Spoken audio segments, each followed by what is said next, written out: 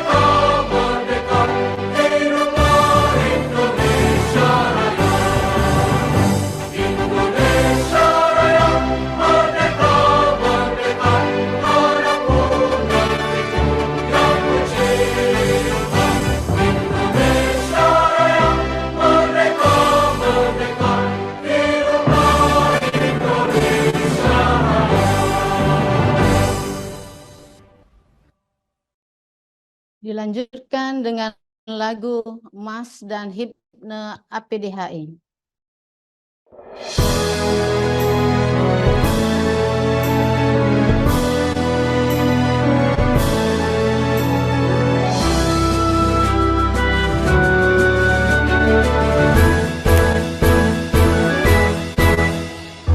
Mengembangkan tugas hukum di Indonesia berdasarkan nilai Pancasila, berasaskan tujuan mulia untuk negara dan nilai-nilai kemanusiaan.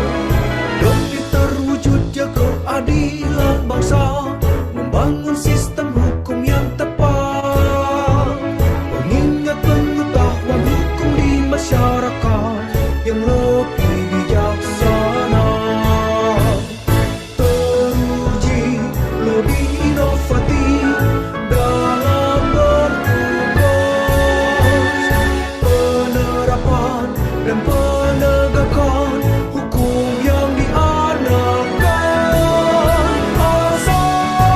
Asosiasi Profesor Doktor Hukum Indonesia membangun negara dan berkeadilan, mengembangkan tugas hukum di Indonesia berdasarkan nilai Pancasila, berasaskan tujuan mulia untuk negara dan nilai-nilai kemanusiaan.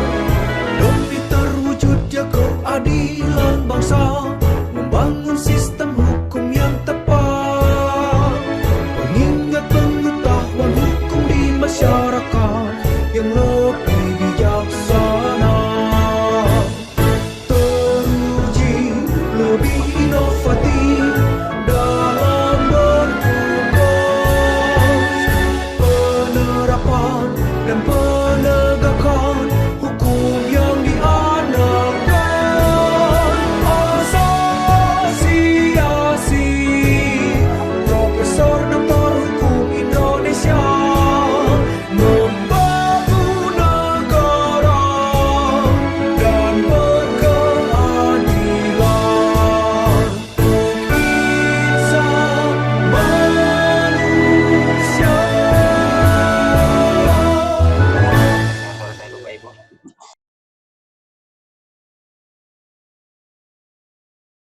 Kesehatan dan Pak, ambil time.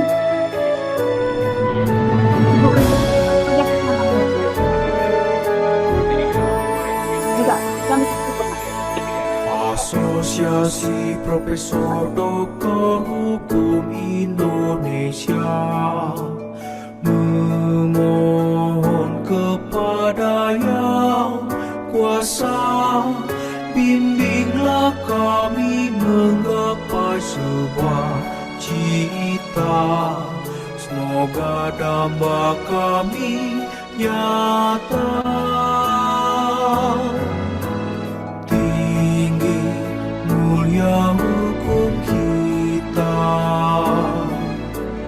pewaris peradaban dunia, penjamin perlindungan umat manusia di bumi pertiwi. Bersyukur kita persembahkan APDHI siap menciptakan menuju keadilan mulia, pelopor hukum masyarakat Indonesia.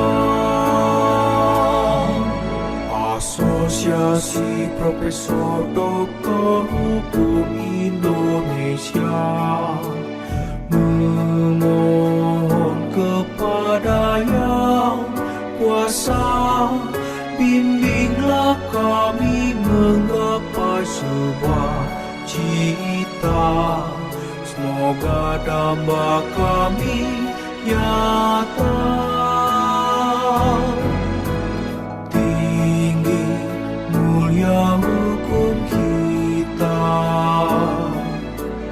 pewaris peradaban dunia, penjamin perlindungan umat manusia di bumi pertiwi.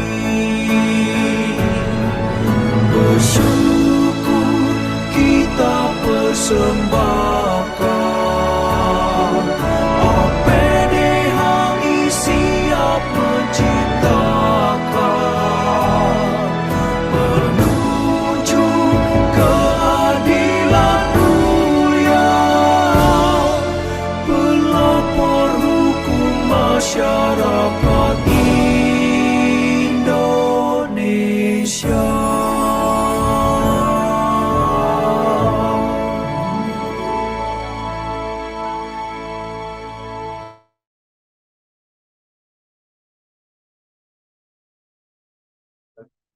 Terima kasih Bapak Ibu semuanya. Baiklah, selanjutnya kata sambutan oleh Ketua Panitia sekaligus Ketua Bidang Departemen Perdagangan dan Perindustrian APDHI Wilayah Sumatera kepada Bapak Dr. Insinyur Martono Anggusti SH MHM Hum. Waktu dan layar dipersilakan. Terima kasih. Suara terdengar ya? Suara terdengar nggak ya? Cek Terdengar, dulu. Pak. Terdengar, Terdengar, Pak. oke. Terima kasih. Selamat pagi semuanya. Pertama-tama kembali saya mengucapkan terima kasih atas kepercayaan yang kedua kalinya untuk menjadi Ketua Panitia Asosiasi Profesor Dr. Hukum Indonesia APDHI Wilayah Sumatera Utara dalam menyelenggarakan webinar nasional. Ini yang kedua kali kita ya.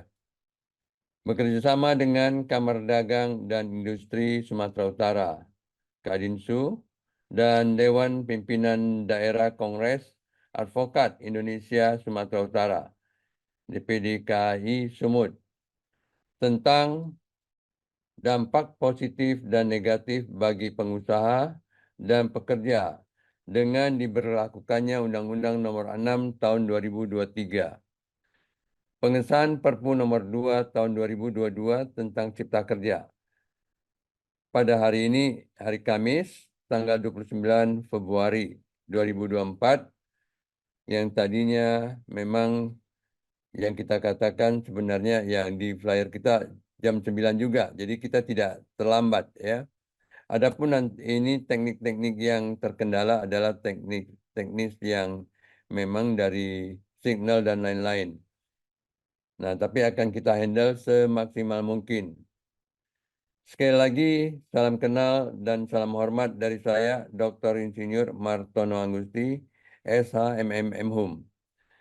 Selamat pagi, Om Swastiastu, Namo Buddhaya, salam kebajikan, Horas. Kalau di Medan itu tanpa Horas belum lengkap.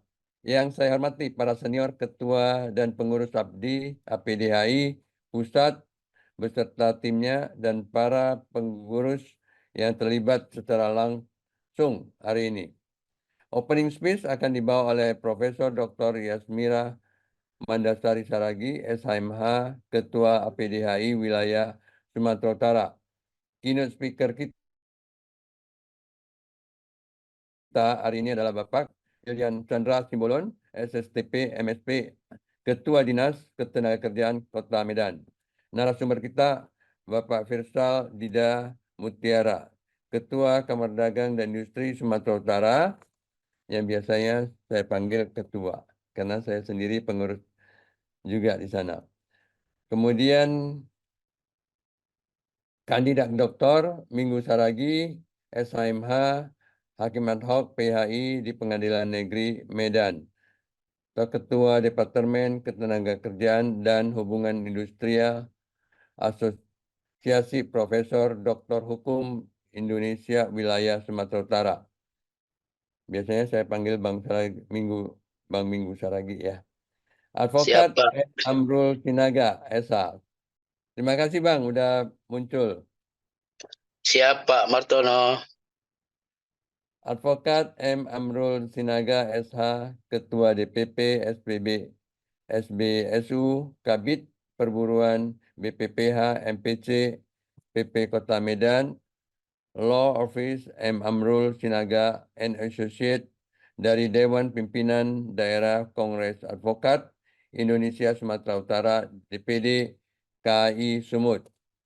Moderator Dr. Agusta Rida Minin, SHMH, Sekjen Asosiasi Profesor Dr. Hukum Indonesia Wilayah Sumatera. Pembawa acara Dr. Marlina SHM Hum, Departemen Keterangan Hukum dan Saksi Ahli, Asosiasi Profesor Dr. Hukum Indonesia Wilayah Sumatera. Narahubung, Sekjen APDHI Wilayah Sumatera, Dr. Agusta Rida Minim, SHMH, Bendum APDHI Wilayah Sumatera, Dr. Hotmaida Simanjuntak, SHMH, dan seluruh hadirin Bapak Ibu yang hadir bersama di webinar saat ini. Adapun laporan untuk kita semua bahwa demikian kita sudah mempertahankan grup WhatsApp peserta sehingga tentu saja yang kita harapkan adalah angka yang ada benar ikut partisipasi. Dan kita lihat sampai saat ini sekitar paling 18-19% dari yang kita jangkau. Nah, sebenarnya yang ada di web kita itu harapan kita adalah 1.000 peserta. Nah, yang kita lihat di web sekarang itu angkanya ada 1.225. Dan seperti biasanya sempat sampai tadi pagi juga masih ada yang bertanya-tanya bagaimana masuk ke dalam web. Menghubungi untuk bisa ikut pada acara ini. Tapi di sini saya lihat banyak juga yang belum sudah diberikan jatah tapi belum muncul. Nah, ini yang kita akan evaluasi kembali. Saya katakan dengan ketua, kita harus melihat kembali bagaimana untuk mengaturnya supaya kita saling bisa tepat waktu. Secara saya pribadi mengucapkan terima kasih yang tak terhingga untuk para stakeholders yang telah bersama hingga acara kedua ini bisa terlaksana. terutama untuk ketua yang semangatnya semangat 45 yang dari kemarin saya katakan juga, yaitu Prof. Dr. Yasmira Mandasari Saragi SHMH yang demikian aktif dan mengayomi. Dan selanjutnya juga beserta seluruh tim panitia kami terlebih dahulu. Mohon maaf sebesar-besarnya apabila dalam pelaksanaan acara webinar kedua ini ada kekurangan, kesalahan, dan hal-hal yang tidak memuaskan atau tidak dikehendaki. Akhir kata, salam sukses dan salam bahagia untuk kita semua dari Dubai. Jadi saya sekarang ada di Dubai, ini masih jam pagi, jam 6.28. Hormat saya Ketua Panitia. Terima kasih. Terima kasih ke Bapak Dr. Insinyur Martono Agustin SHM MHum yang sudah menyampaikan kata sambutannya, yang selalu bersemangat untuk menjadi ketua panitia di setiap kegiatan dan dari jauh pun masih bersedia untuk memberikan kata sambutan. Selanjutnya kata sambutan oleh Ketua Umum APDHI Wilayah Sumatera, Ibu Profesor Dr. Yasmira Mandasari Saragi SHMHum. Kepada Ibu Ketua, waktu dan layar dipersilakan. Terima kasih banyak kepada Kakanda ya, Dr. Marlina sebagai MC di luar biasa hari ini. Assalamualaikum warahmatullahi wabarakatuh. Waalaikumsalam warahmatullahi Waalaikumsalam warahmatullahi wabarakatuh. Waalaikumsalam warahmatullahi wabarakatuh. Selamat pagi yang kami hormati seluruh peserta yang sangat luar biasa yang hadir hari ini, khususnya para panitia ya, dan yang paling inti ada keynote speaker kita ya. Tapi nanti saya akan sapa. Kita berdoa dulu ya. Saya mohon maaf ini. Hari ini ternyata setelah saya selidiki ada yang seperti menghack untuk link Zoom kita. Saya mohon maaf sekali mewakili dari APDHI Wilayah Sumatera sehingga terganggu ya, baik jaringan, kemudian apa namanya dari susunan acara kita ya. Insya Allah walaupun tadi berdoanya belum maksimal, kita masing-masing berdoa di dalam hati semoga acara ini bisa jadi luar biasa dan sukses. Insya Allah, amin. Baik, alhamdulillah, puji dan puji syukur kehadirat Allah Subhanahu wa Ta'ala yang memberikan kita banyak sekali nikmat ya, terutama nikmat kesehatan. Berkumpul di sini dalam kegiatan seperti biasa sebulan sekali Profesor Doktor Hukum Indonesia Wilayah Sumatera menyelenggarakan webinar dan tak lupa pula salawat dan salam kepada junjungan kita Nabi Muhammad SAW yang kita nantikan sahabatnya di hari kemudian kelak. Amin ya robbal alamin. Bapak Ibu yang berbahagia, ini saya lihat semua pesertanya orang-orang hebat, orang-orang yang luar biasa. Kami atas nama APDHI Wilayah Sumatera sangat berbangga hati bisa memiliki peserta seperti Bapak Ibu semuanya. Apalagi kali ini temanya ini luar biasa ya Bapak Ibu. Saya yakin ini sudah ditunggu-tunggu oleh seluruh masyarakat Indonesia ya. Dampak positif dan negatif bagi pengusaha dan pekerja. Dengan diberlakukan Undang-Undang Nomor 6 tahun 2023 ya, tentang pengesahan Perpu Nomor 2 tahun 2022 tentang Cipta Kerja. Nah, ini keynote speaker kita adalah orang yang hebat. Siapa yang tidak kenal dengan beliau ya? Saya yakin sudah kenal ya. Kepala Dinas Ketenagakerjaan Kota Medan ya, Bapak Ilian Chandra Simbolon ya, SSTP MSP. Terima kasih Bapak, terima kasih sudah bergabung dengan kami, sudah bersedia dengan waktunya sangat luar biasa padat ya. Kemudian terima kasih banyak kepada narasumber kita. Ini luar biasa.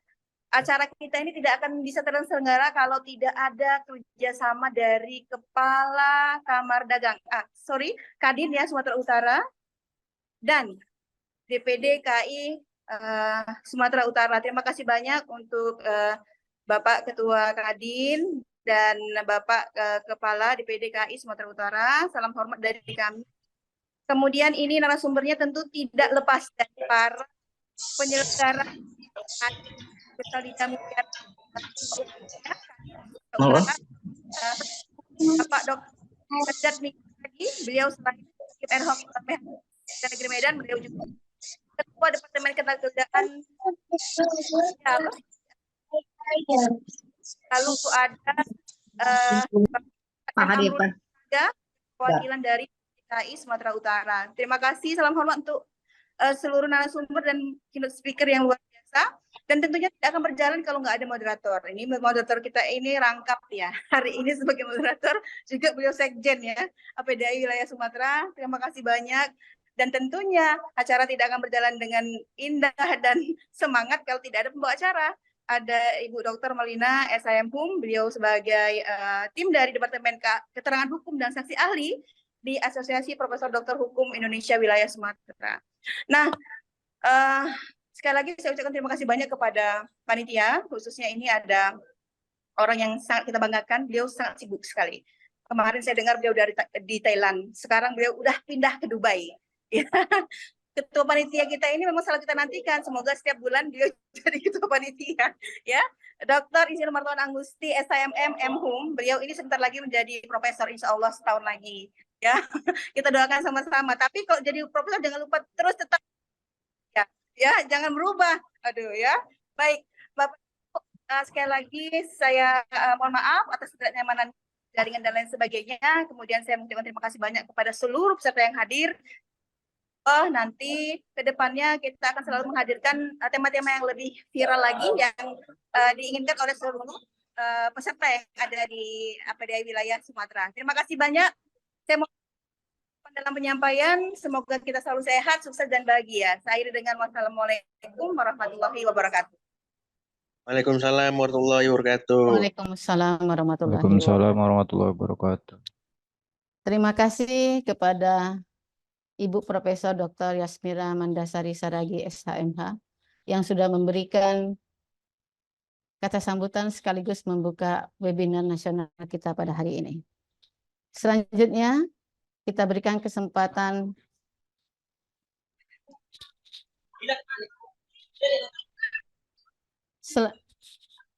selanjutnya kita berikan kesempatan kepada keynote speaker kita untuk memaparkan materinya. Namun sebelum itu akan saya bacakan CV dari beliau. Nama lengkap Bapak Ilian Chandra Simbolon, SP MSP, lahir di Dairi tanggal 23 November 1980. Saat ini jabatan Kepala Dinas Ketenagakerjaan Kota Medan. Sebelumnya beliau pada tahun 2002 sebagai Sekretariat Jenderal Departemen Dalam Negeri, tahun 2003 sebagai staf di Kecamatan Medan Tuntungan, tahun 2009 sebagai Lurah di Kelurahan Lauci, Kecamatan Medan Perdesa, dan tahun 2017 sebagai Camat di Kecamatan Medan Baru, tahun 2022 sebagai Kepala Bagian Administrasi Pembangunan di Sekretariat Daerah Kota Medan, dan mulai tahun 2022 sebagai Kepala Dinas Ketenagakerjaan Kota Medan. Baiklah, untuk membuka ini saya persilakan kepada Bapak Ilian Chandra Simbolon, SSTP MSP, untuk menyampaikan materinya. Dipersilakan, Pak. Baik, terima kasih Bu Marina. Kedengaran suara saya? Kedengaran. Alhamdulillah. Selamat pagi, salam sehat, salam sejahtera untuk kita semua. Sebelum kami mulai, izinkan saya sapa terlebih dahulu. Yang kami hormati Ibu Ketua Asosiasi Profesor Dr. Hukum Sumatera Utara, Ibu Profesor Dr. Yasmira. Kemudian yang kami hormati juga Ketua Kadin Sumut, Bapak Mirsaldida. Kemudian yang kami hormati Hakim ad hoc Pengadilan Hubungan Industrial Medan, Bapak Doktor nih, kan kandidat. Mudah-mudahan cepat hilang kandidatnya. Bapak Doktor Minggu Saragi, SHMH. Salam hormat, Pak. Amin. Terima kasih, Pak. Yang kemudian kami hormati juga Ketua DPP SBSU, Advokat Amrul Sinaga, SH. Kemudian eh, Ketua Panitia, Bapak Dr. Insinyur Martono Anggusti, SH MH Hum.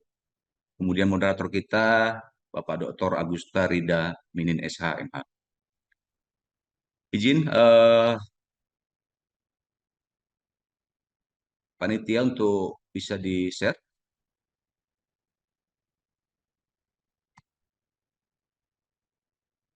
Izin bantuan panitia untuk share untuk bahannya.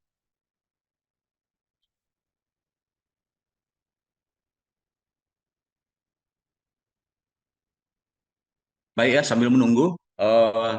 Jadi adapun sejarah daripada lahirnya Undang-Undang 6 tahun 2023 adalah pertama dari Undang-Undang Nomor 11 tahun 2020 tentang Cipta Kerja, yang sama-sama kita ketahui juga dicabut oleh Perpu Nomor 2 tahun 2022 dan kemudian disahkan menjadi Undang-Undang Nomor 6 tahun 2023, dapat kita katakan tentang Undang-Undang Cipta Kerja. Jadi untuk saat ini, untuk terkait peraturan ketenagakerjaan, ada dua dasar undang-undang yang kita pedomani, yaitu yang pertama Undang-Undang Nomor 13 tahun 2003 dan juga Undang-Undang Nomor 6 tahun 2023. Kemudian untuk poin-poin penting di dalam Undang-Undang 6 tahun 2023 ini, yaitu yang pertama, jangka waktu PKWT ataupun perjanjian kerja waktu tertentu itu lebih panjang. Kemudian penyederhanaan izin untuk penggunaan TKA ataupun tenaga kerja asing. Kemudian pengusaha wajib membayar uang untuk kompensasi PKWT. Kemudian pesangon daripada PHK diperkecil. Kemudian pasal alih daya ataupun outsourcing dihidupkan kembali. Kemudian dasar penetapan daripada upah minimum diubah. Kemudian waktu kerja lembur lebih panjang. Dan yang terakhir, mengakomodasi aturan waktu kerja lebih fleksibel. Kemudian sebelum sampai ke dampak negatif dan dampak positif bagi pekerja dan pengusaha akibat diterbitkannya Undang-Undang Nomor 6 tahun 2023 ini, dibandingkan dengan Undang-Undang Nomor 13 tahun 2003, ada beberapa pasal itu yang ditambah di Undang-Undang Nomor 6 tahun 2023 ini, yaitu untuk jaminan kehilangan pekerjaan itu menjadi ada. Kemudian untuk waktu kerja lembur dari sebelumnya 3 jam menjadi 4 jam per hari. Kemudian upah per jam itu dimungkinkan bagi pekerja part-time. Kemudian adanya uang kompensasi bagi pekerja PKWT. Kemudian ada juga pasal yang berubah, yaitu untuk terkait jangka waktu PKWT dari yang sebelumnya itu maksimal 3 tahun menjadi 5 tahun. Kemudian besaran daripada pesangon itu turun. Kemudian alih daya ataupun outsourcing dari 5 sektor pekerjaan di undang-undang sebelumnya, di Undang-Undang Nomor 6 ini menjadi bebas ataupun lebih luas untuk sektor pekerjaannya. Kemudian ada satu pasal yang dihilangkan, yaitu yang untuk terkait cuti menjalankan ibadah keagamaan itu menjadi tidak ada. Next, langsung izin panitia, mohon bantuan untuk langsung ke dampak negatif dan positif.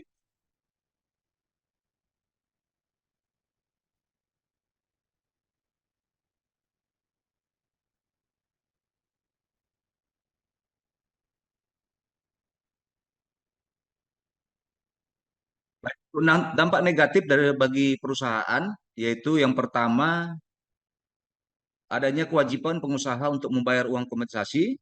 Kemudian dampak negatif yang kedua yaitu adanya sanksi pidana yang tegas bagi pengusaha yang tidak membayar pesangon. Kemudian untuk dampak negatif bagi pekerja yaitu nilai pesangon berkurang. Kemudian jangka waktu kontrak dimungkinkan untuk pengusaha mengikat hubungan kerja melalui PKWT. Kemudian hubungan kerja di perusahaan mikro kecil untuk upah dimungkinkan di bawah UMK yang berlaku. Kemudian dampak negatif yang terakhir bagi pekerja yaitu semua pekerjaan dapat dialihdayakan. Kemudian untuk keuntungan bagi perusahaan yaitu yang pertama untuk penggunaan TKI itu dipermudah, tenaga kerja asing. Kemudian untuk pencapaian target untuk perusahaan yang sedang mengejar target tertentu, misalnya untuk produksi, laba, proyek baru dan seterusnya, di Undang-Undang Cipta Kerja dapat dimanfaatkan untuk mempercepat pencapaian target tersebut. Kemudian perpanjangan PKWT lebih panjang, kemudian efisiensi perusahaan, kemudian untuk aturan PHK yang mana di undang-undang ini dimungkinkan perusahaan membayar pesangon lebih kecil dibandingkan dengan aturan sebelumnya.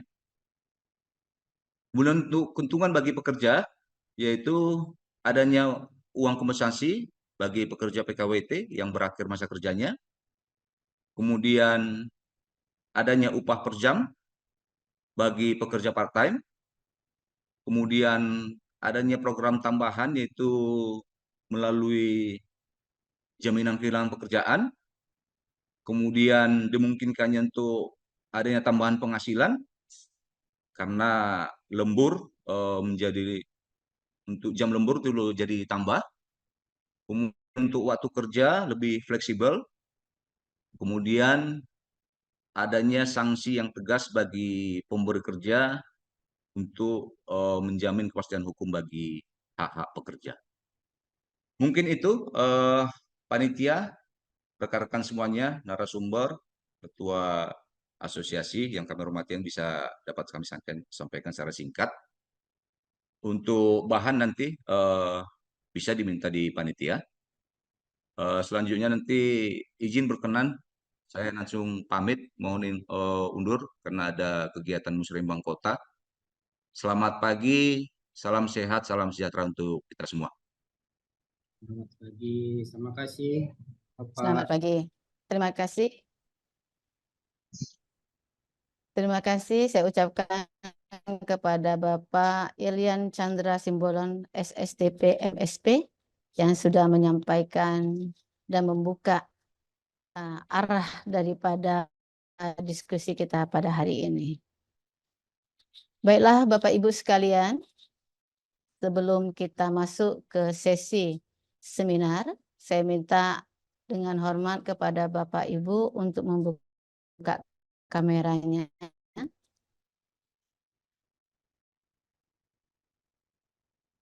Karena akan dilakukan sesi foto bersama.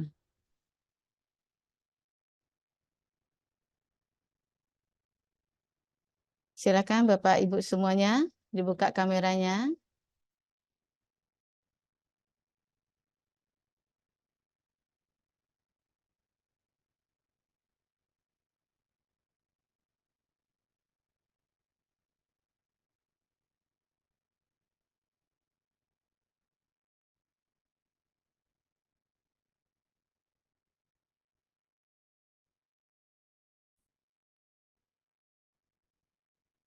Dimohon Bapak Ibu untuk membuka kameranya.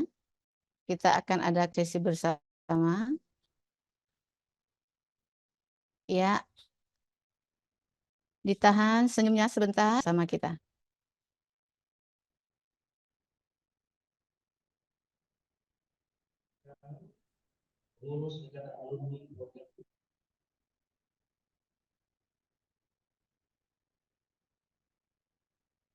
Ditahan Bapak Ibu.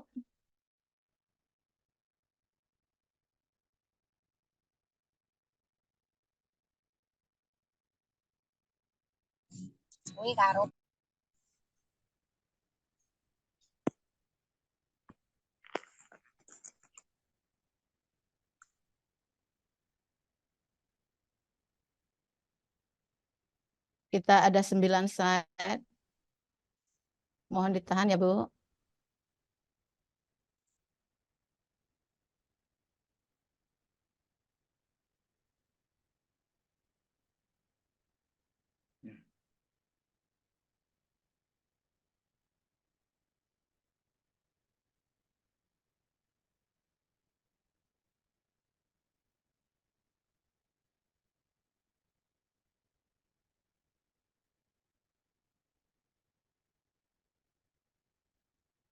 Terima kasih Bapak Ibu semuanya. Acara selanjutnya kita akan mengadakan diskusi dengan paparan daripada narasumber yang saya pikir paparan ini sangat penting buat kita semua, yang akan nanti dipandu oleh Bapak Dr. Agusta Rida Minin, SHMH. Dr. Agusta Rida Minin, SHMH, lahir di Medan 20 Agustus tahun 1990. Agama Islam, pekerjaan sebagai pengacara dan dosen di perguruan tinggi swasta. Tamat SD tahun 2002 di SD Negeri 2 Banda Aceh. Tamat SMP tahun 2005 di SMP Negeri 17 Banda Aceh. Tamat SMA 2008 di SMA Nahdlatul Ulama Medan. Tamat S1 tahun 2013 di Fakultas Hukum Universitas Muhammadiyah, Sumatera Utara.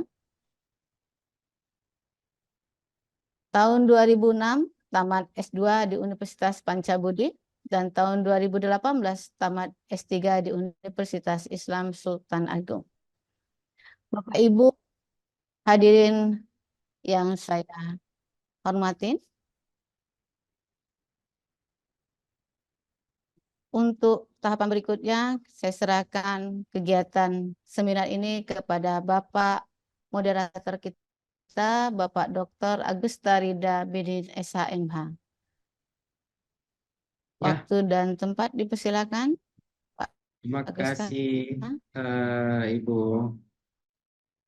Dr. Marlina yang juga seorang dosen saya ya waktu dulu ngambil S2. Terima kasih. Assalamualaikum warahmatullahi wabarakatuh. Salam sejahtera untuk kita semua. Om Swastiastu, Namo Buddhaya, salam kebajikan.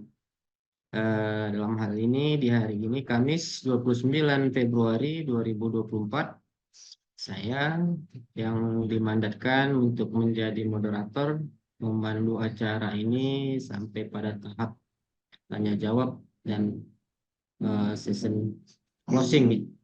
Nah, ini kita membawakan judul dampak positif dan negatif bagi pengusaha dan pekerja dengan diberlakukannya Undang-Undang Nomor 6 Tahun 2023 tentang Cipta Kerja.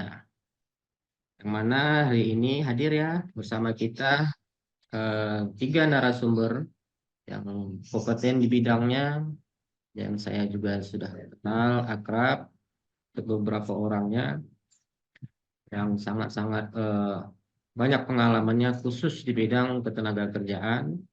Jadi kita anggap mereka sudah layak dan kompeten untuk di dalam bidang itu, dan mungkin bisa ke depannya khususnya untuk Dr. Minggu Saragih untuk selesai doktornya dan lanjut ke profesornya khusus di bidang ketenagakerjaan. Terima kasih Pak Dokter Minim. Siap Bang Minggu.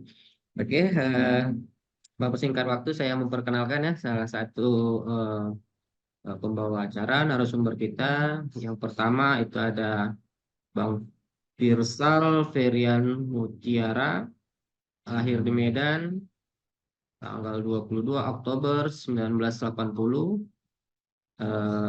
Alamatnya itu di Medan ya, Jalan Setiabudi.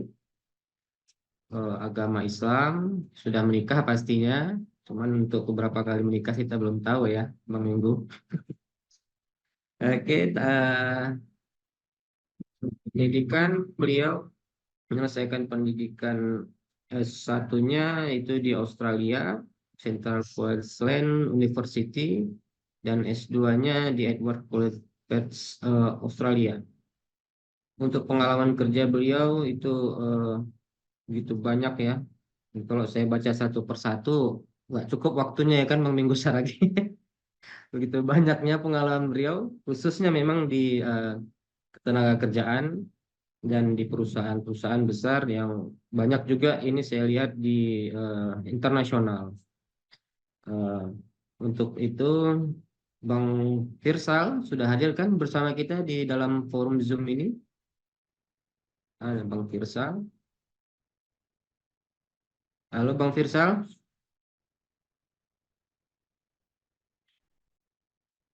Operator, apakah beliau sudah hadir? Ya, mohon maaf, Pak Agus. Ya. Jadi ini ketua umum kami sedang dalam perjalanan menuju Oh, kantor Kadin Sumut. Jadi oke. belum sampai di kantor. Kalau kita Oh, tadi gitu. sudah mengikuti dari awal. Jadi mungkin untuk sesi yang pertama ini bisa diberikan dulu untuk narasumber yang lainnya. Nanti Oh, baru gitu ya. ketum didaknya yang kedua ya Pak ya. Siap, oke. Terima kasih Ya Pak. Bang Dida Mutiara. Berhubung narasumber kita masih dalam perjalanan ya, nggak baik kita mengganggu beliau di dalam jalan karena tidak konsentrasi dan melanggar juga tentang lalu lintas. Mungkin di situ saya coba melangkahin ya ke narasumber kedua kita. Di sini eh, ada Bang Amrul, Bang Amrul Naga. Bentar ya, Bang Amrul, Bang Amrul. Oke, oke, saya memperkenalkan secara singkat biodata atau data diri dari Bang Amrul Muhammad Amrul Sinaga, lahir SH, lahir di Medan 20 Maret 1976, beralamat di Jalan STM, sudah menikah dan memiliki anak satu. Lewat pendidikan beliau Sekolah Dasar Negeri 060879 Medan, tamat 1988. Sekolah menengah pertama itu di Hira Medan tahun 1992. Sekolah menengah atas itu di Unifa Medan 1995 dan Sekolah Tinggi Ilmu Hukum Geraha Kirana Medan di tahun 2006. Riwayat pendidikan non formal dan profesi, beliau pernah mengikutinya latihan pendidikan kepribadian Muslim, Persatuan Maja Masjid, Munas Mandala, terus Lokakarya, peran dan fungsi DPEDA terhadap pengupahan Sumatera Utara di tahun 2005. Pendidikan khusus ketenagakerjaan yang diselenggarakan oleh Trade Union Trade Center to RC Januari 2007. Pendidikan pelatihan advokasi berbasis win-win solution yang diselenggarakan oleh kelompok Pelita Sejahtera KPS dengan European Commission tahun 2007.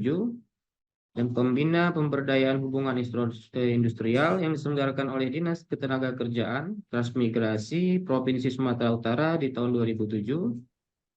Dan narasumber talkshow tuntutan buruh agar pemerintah membatalkan Undang-Undang Nomor 40 tentang SJN dengan rancangan undang-undang BPJS. Terus beliau juga aktif di beberapa narasumber ya, menyangkut tentang ketenagakerjaan. Dan terakhir beliau juga sebagai pengacara yang mengikuti pendidikan dan pelatihan khusus profesi pengacara di organisasi Advokat Kongres Indonesia di tahun 2014.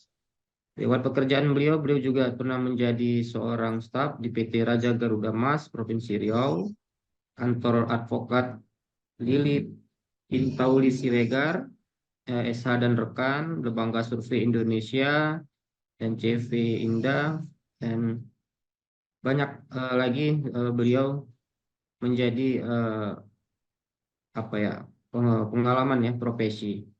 Mungkin kalau banyak saya selesai tidak selesai juga ini ya, Bapak Ibu.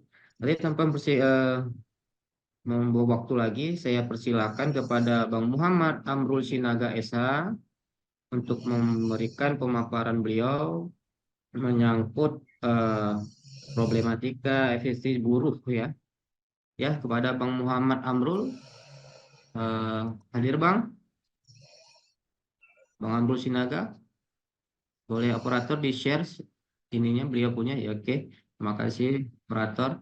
Oke, kepada Bang Amrul, Muhammad Amrul Sinaga SH, saya persilakan tempat dan waktunya.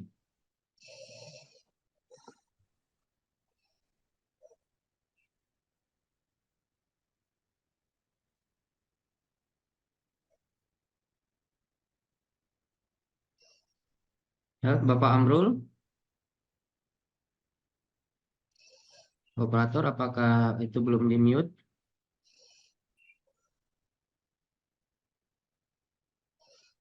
Belum ada suaranya, Bang Amrul.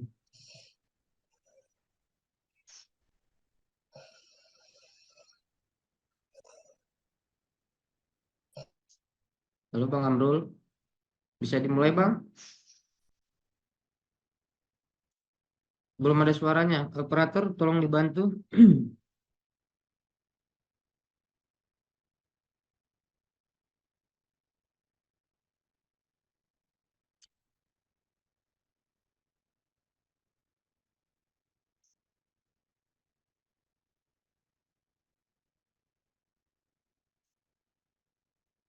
Operator, bisa tolong dibantu, suara Pak Amrulnya belum kedengaran.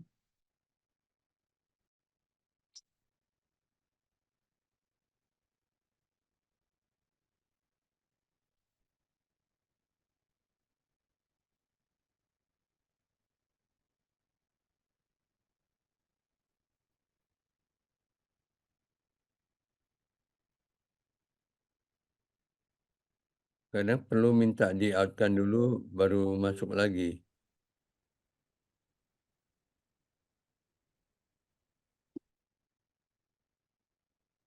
Bang, kok nggak ada suaranya itu Bang?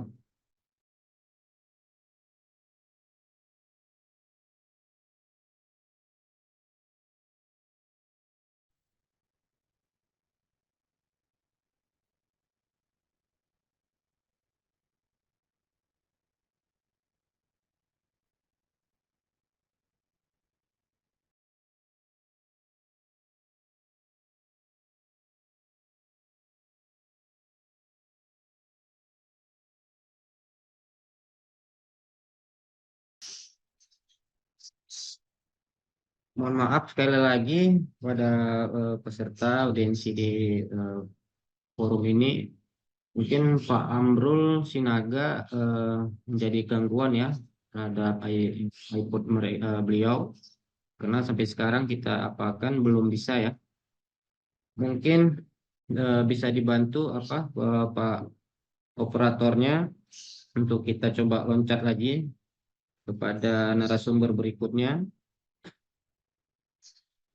Share screen-nya tolong diganti Pak operator.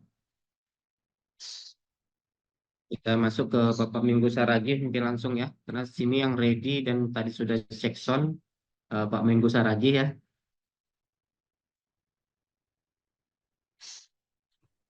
Oke, mungkin saya memperkenalkan dulu narasumber kita dalam hal ini yang sangat luar biasa di dalam dunia karir dan juga akademisi. Di sini hadir bersama kita Bapak Kandidat Dr. Minggu Saragih. Beliau seorang hakim ad hoc hubungan industrial di Pengadilan Negeri Medan ya. Data pribadi beliau lahir di Damak, Gulugur, tanggal 28 Oktober 1979, status menikah. Pendidikan beliau menyelesaikan S1 itu di Geraha Kirana di tahun 2013. Pasca sarjana beliau selesaikan di Muhammadiyah Sumatera Utara di tahun 2016, dan doktoral yang sekarang lagi berjalan sudah di tahap kelayakan ya, kalau nggak salah saya kemarin kita jumpa ya Minggu Saragih, yang sudah berhak menyandang kandidat doktor di Universitas Muhammadiyah Sumatera Utara. Pengalaman kerja beliau menjadi ketua BPP Serikat Buruh di tahun 2004 sampai 2008, dan Serikat Buruh Merdeka Indonesia di tahun 2008 sampai 2010 sebagai Ketua BPP, Komite Aksi Jaminan Sosial Wilayah Sumatera Utara tahun 2009 sampai 2012 itu sebagai Koordinator Wilayah Sumatera Utara, dan juga Federasi Serikat Pekerja Mental Indonesia Provinsi Sumatera Utara di tahun 2011 sampai 2016, dan terakhir menjadi Konferensi Serikat Pekerja Indonesia Provinsi Sumatera Utara 2012 sampai 2016 sebagai Ketua Pengurus Daerah.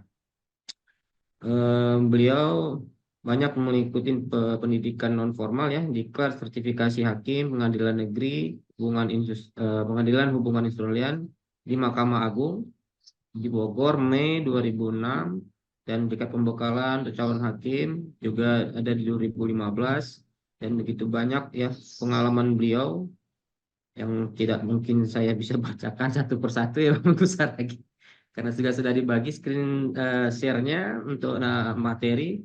Mungkin tempat dan waktu saya persilahkan kepada Bapak Minggu Saragi. Ya, terima kasih. Moderator Dr. Agusta Minim, kedengaran ya suaranya? Siap, jelas.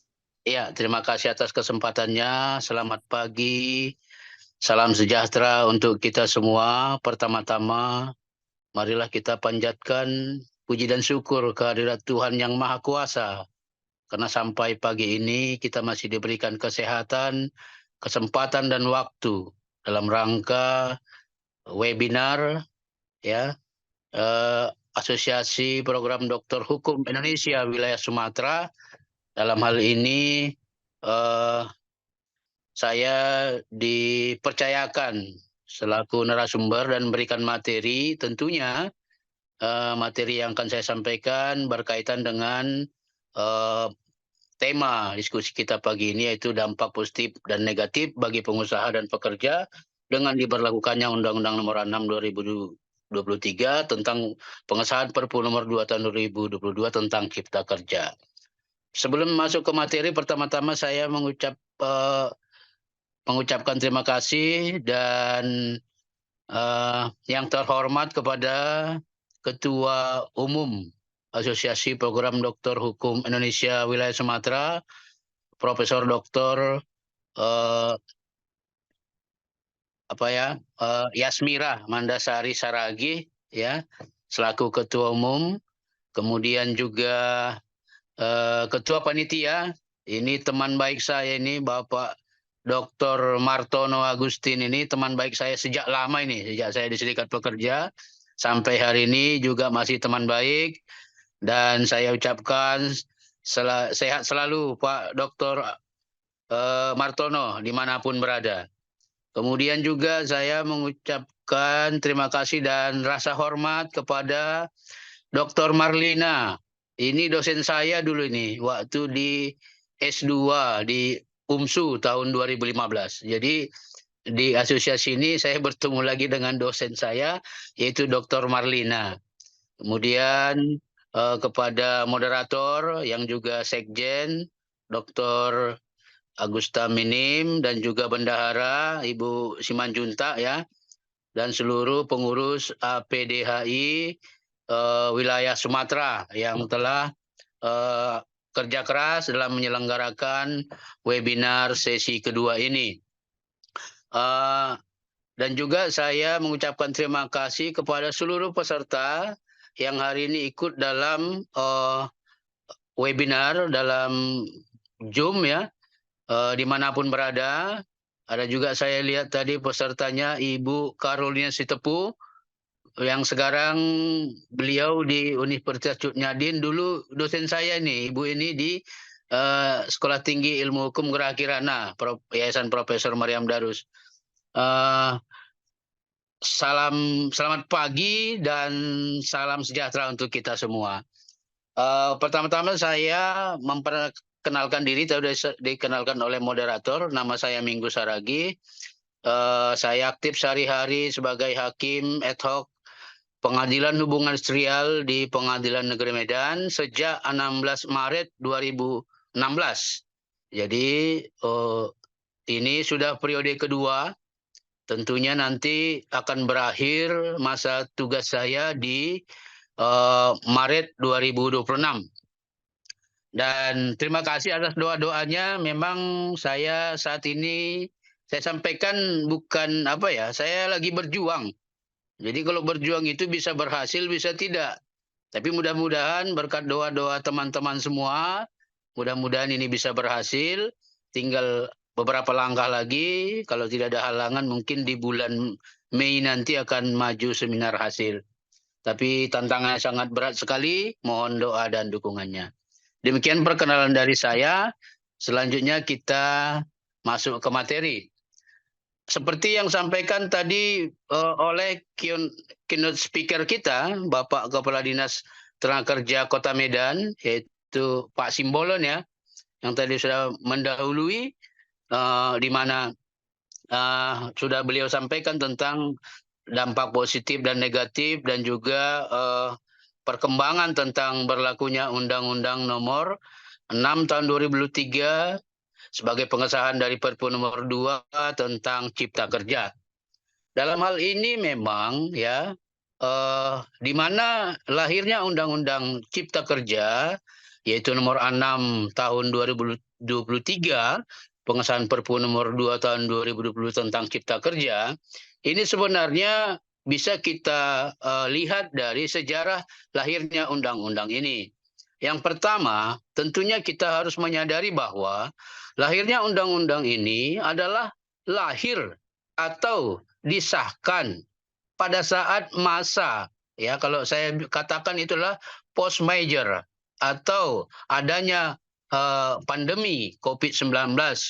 Makanya sebelumnya kan undang-undang ini kan nomor 11 tahun 2020 tentang Cipta Kerja.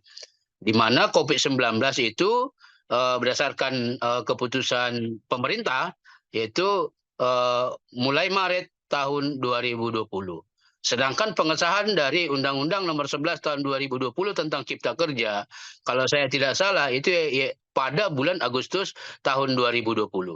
Nah, ini yang melahirkan polemik baik di stakeholder, baik di kalangan buruh, baik di kalangan pengusaha, baik di akademisi dan juga aktivis-aktivis yang bersinggungan di undang-undang tersebut. Bukan hanya di ketenagakerjaan, tapi juga seluruh ada kesehatan, pendidikan, lingkungan, pertanahan dan lain sebagainya yang memprotes lahirnya undang-undang ini yang terkesan dipaksakan di masa pandemi. Sehingga oleh putusan MK waktu itu dinilai bahwa Undang-Undang Cipta Kerja Nomor 11 Tahun 2020 dinilai inkonstitusional terhadap Undang-Undang 1945 sehingga DPR memerintahkan kembali ke Mahkamah Konstitusi memerintahkan kembali kepada DPR untuk membicarakan lagi terkait dengan formilnya. Hanya saja tidak dipersoalkan tentang material dari undang-undang tersebut. Nah, diberikan waktu 2 tahun sehingga tidak juga dibahas oleh DPR. Dan pada akhir tahun 2022, Presiden mengeluarkan Perpu Nomor 2 Tahun 2022 pengganti yaitu Peraturan Pemerintah Pengganti Undang-Undang Cipta Kerja yang Nomor 11 Tahun 2020 tersebut. Dan pada Maret 2023 disahkanlah Undang-Undang Nomor 6 Tahun 2023 yaitu pengesahan Perpu Nomor 2 Tahun 2022 tentang Cipta Kerja. Itulah sejarah singkat lahirnya undang-undang ini agar kita bisa mengerti tentang sejarah singkat dan duduk persoalannya. Nah, pertanyaannya, apa dampak negatif dan positif dari undang-undang ini? Tentunya sebenarnya ya Undang-Undang Cipta Kerja ini sebenarnya bertujuan ya menciptakan upaya penciptaan kerja melalui usaha kemudahan berusaha, perlindungan dan pemberdayaan koperasi dan mikro, kecil dan menengah, peningkatan ekosistem investasi dan kemudahan berusaha dan investasi pemerintah pusat dan percepatan proyek strategis nasional. Itulah yang saya ketahui tentang dibuatnya Undang-Undang Cipta Kerja ini.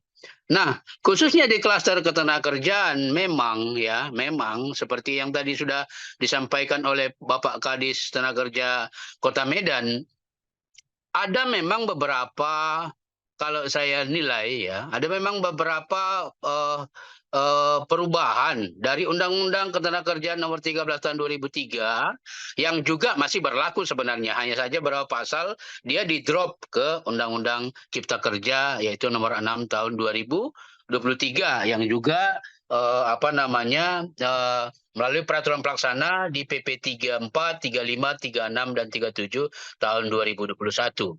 Nah, tadi sudah dihantarkan oleh Bapak Kepala Dinas bahwa di Undang-Undang Nomor 6 tahun 2023 tersebut ya ada beberapa perubahan, yaitu misalnya tentang perjanjian kerja waktu tertentu atau sering disebut dengan PKWT, di mana pada pasal 59 Undang-Undang Nomor 13 tahun 2003 ada perubahan dari sisi jangka waktu perjanjian kerja tersebut.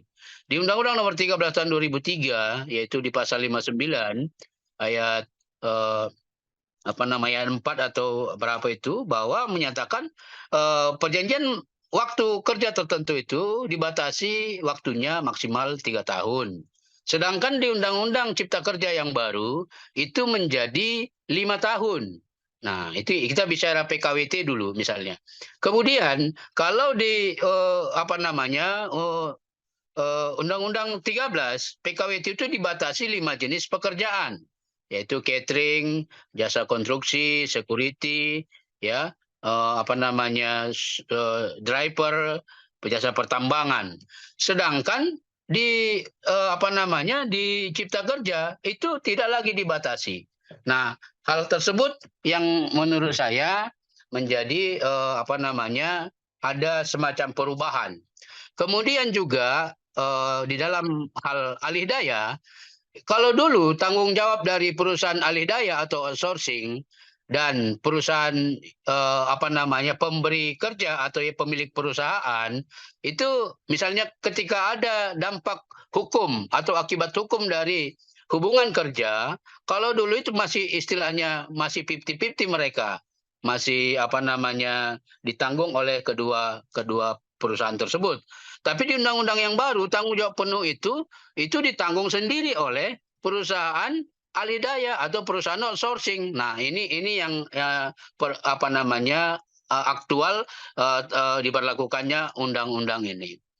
Nah, kemudian di dalam hal kompensasi, memang kita akui bahwa di Undang-Undang Nomor 13 tahun 2003 ya tidak dikenal adanya kompensasi pada saat perjanjian kerja berakhir. Tapi di Cipta Kerja ada dikenal kompensasi pada saat perjanjian kerja berakhir, yaitu di pasal 15 dan 16 Undang-Undang PP 35 tahun 2021. Nah, ini yang kita lihat perbedaan dari diberlakukannya Undang-Undang Cipta Kerja tersebut.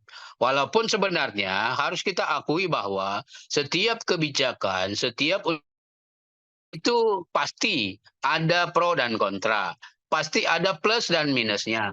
Tinggal bagaimana kita menyikapi, karena undang-undang ini adalah bukan kitab suci, bukan yang tidak bisa dirubah.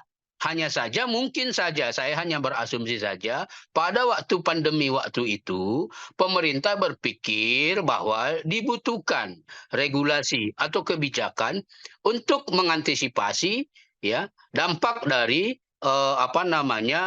pandemi, atau mengantisipasi keberlangsungan dunia usaha dan juga pekerjaan bagi pekerja. Itu yang mungkin menurut saya asumsi saya, pikiran dari pemerintah. Nah, selanjutnya setelah PKWT, bahwa sudah disampaikan juga sama tadi Pak Kadis tadi, bahwa tentang upah juga sebenarnya ada perubahan ya. Kalau dulu upah itu didasarkan kepada survei KHL, tapi kalau sekarang tidak lagi. Nah, jadi sekarang melihat apa namanya kondisi perekonomian. Nah, ini juga saya melihat bahwa terjadi apa namanya perbedaan.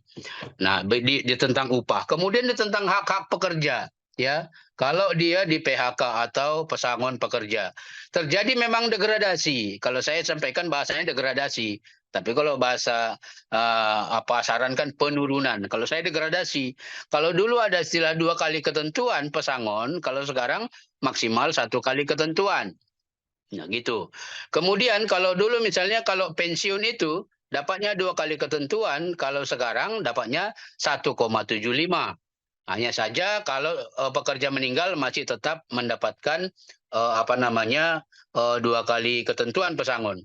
Tapi di hal-hal lain misalnya kalau dulu di Undang-Undang Nomor 13 Tahun 2003 dikenal ada uang penggantian hak yaitu pasal 156 ayat 4 ya. Kalau sekarang menjadi PP 35 pasal 40 ayat 4, uang penggantian hak dulu yaitu 15% dikali total pesangon dan penghargaan masa kerja. Tapi kalau sekarang apa namanya tidak lagi ada istilah 15%. Yang ada adalah yaitu uang penggantian hak, yang dimaksud di situ adalah sisa upah yang belum dibayar dan apa namanya sisa cuti yang belum dibayar dan ongkos pulang ke tempat asal. Nah, ini perbedaan-perbedaan yang saya maksud degradasi. Nah, kemudian juga di beberapa jenis PHK juga ada di materi yang saya sampaikan. Kalau dulu itu misalnya kalau terjadi kesalahan atau indisipliner itu diberikan 1 kali ketentuan. Tapi kalau sekarang tinggal 0,5 pesangon begitu. Nah, kalau ada kesalahan lagi yang berat, ya tinggal dapat uang penghargaan, uang penggantian hak. Nah, ini beberapa hal-hal yang saya lihat terjadinya degradasi hak-hak pesangon dari pekerja kalau dibandingkan dengan Undang-Undang Nomor 13 Tahun 2003 tentang Ketenagakerjaan. Nah, beda dengan Undang-Undang Nomor 6 Tahun 2023 pengesahan Perpu Nomor 2 Tahun 2022 tentang Cipta Kerja yang telah mendegradasi apa namanya hak-hak yaitu pesangon pekerja. Nah, kemudian dari sisi apa namanya jumlah perkara masuk apa di Pengadilan Hubungan Industrial, kebetulan saya karena sedang menyiapkan disertasi, kebetulan juga judul disertasi saya adalah rekonstruksi perselisihan hubungan industrial dalam sengketa PHK berbasis kemanfaatan dan keadilan. Jadi beberapa saya mencari data tentang data kasus PHK di beberapa pengadilan negeri di Aceh, di Medan, di Jakarta, di Bandung, dan di Surabaya. Nah, dari total-total yang saya lihat di situ memang terjadi penurunan jumlah perkara sebelum berlakunya Undang-Undang Cipta Kerja. Contoh misalnya di Pengadilan Negeri Medan, ya. Kalau di Pengadilan Negeri Medan, ya, pada tahun 2021 itu jumlah perkara sekitar 546 perkara. Kemudian di tahun 2022 terjadi penurunan perkara menjadi 436.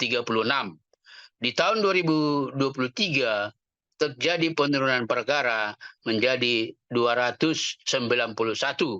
Dan sampai hari ini sudah bulan hampir di ujung Februari 2024 jumlah perkara PHI masuk PHI Medan itu masih sekitar 50.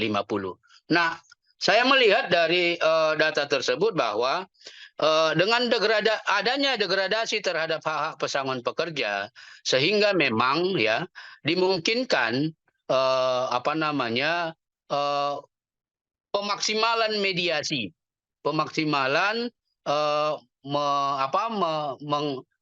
mencari kesepakatan dengan pekerja di luar pengadilan. Menurut saya itu positif. Jadi tidak perlu juga masuk ke perkara perselisihan hubungan industrial sampai ke Pengadilan Hubungan Industrial karena memang Undang-Undang Nomor 2 Tahun 2004 tersebut ini sangat komplit. Undang-Undang Nomor 2 Tahun 2004 memberikan ruang penyelesaian perselisihan di luar pengadilan melalui bipartit dan mediasi, dan juga di dalam pengadilan melalui PHI tingkat pertama dan kasasi. Apalagi sejak putusan MK Nomor 34 Tahun 2019, untuk upaya hukum luar biasa di pengadilan hubungan industrial itu sudah ditiadakan. Jadi peninjauan kembali atau upaya hukum luar biasa di perkara pengadilan hubungan industrial itu sudah ditiadakan. Nah, itu mungkin secara singkat ya, pemaparan materi saya, dan juga sudah saya sampaikan ke panitia agar nanti kita lebih banyak dalam diskusi tanya jawab. Tentunya saya hanya menyampaikan semacam kesimpulan dari dari berlakunya Undang-Undang Nomor 6 Tahun 2003 tersebut, yaitu bahwa saya melihat bahwa pemerintah dalam membuat kebijakan pada waktu itu pada saat pandemi, ya, kita harus sadari itu. Nah, sekarang kondisi tidak lagi pandemi. Nah, ini mungkin menjadi PR bagi Asosiasi Program Doktor Hukum Indonesia Wilayah Sumatera bisa mempelopori, ya, ada tindak lanjut dari diskusi webinar ini. Tentunya memang ada rekomendasi-rekomendasi apa yang harus dilakukan ke depan, tentunya untuk menuju Indonesia Emas 2045. Saya juga bisa merasakan bahwa belum tentu juga kalangan dunia usaha welcome 100% dengan Undang-Undang Cipta Kerja ini. Dan belum tentu juga pemerintah sebagai pelaksana, tadi Pak Kadis juga sampaikan, belum tentu juga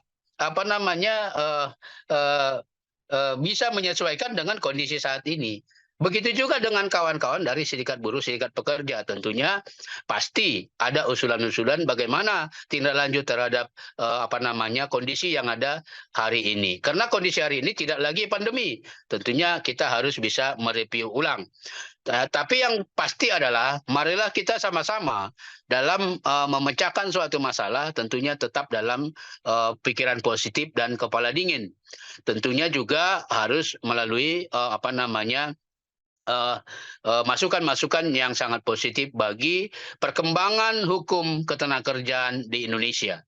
Dan saya sangat bersedia bila diajak berdiskusi untuk perbaikan atau perkembangan hukum ketenagakerjaan di Indonesia. Sebagaimana disertasi saya, yaitu rekonstruksi, yaitu peninjauan ulang terhadap perselisihan industrial dalam sengketa PHK berbasis kemanfaatan dan kalian. Demikian Pak Dr. Agusta Minim materi saya, supaya lebih banyak nanti kita dalam berdiskusi, saya kembalikan kepada moderator. Terima kasih.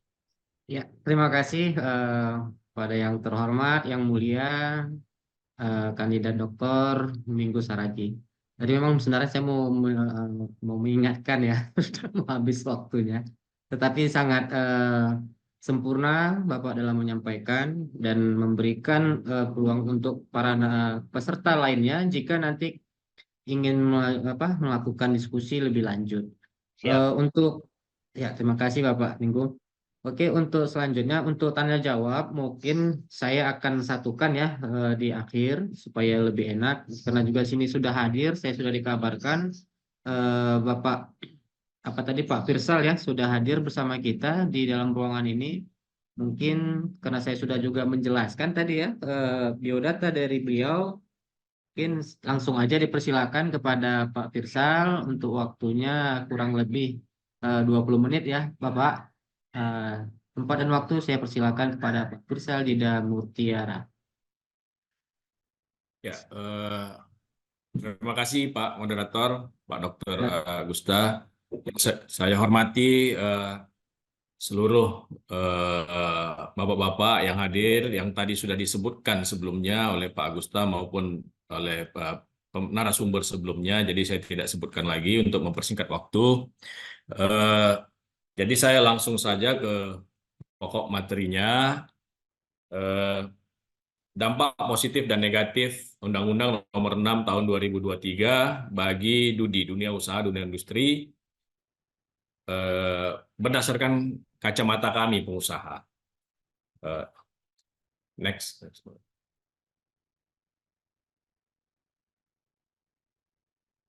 Nah, mungkin pokok pembahasan dan latar belakangnya tadi sedikit banyak sudah dijelaskan oleh pemateri sebelumnya dan sudah sangat jelas. Jadi saya langsung masuk ke materi bahwa Nanti adminnya yang ada. ya next admin ya. Nah, konsep awal Omnibus Law adalah sama seperti yang disampaikan oleh Pak Minggu Saragi sebelumnya, bahwa ini adalah penyederhanaan dan penyelarasan satu dan lain aturan yang ada selama ini sehingga lebih ramah untuk investasi maupun untuk pengusaha.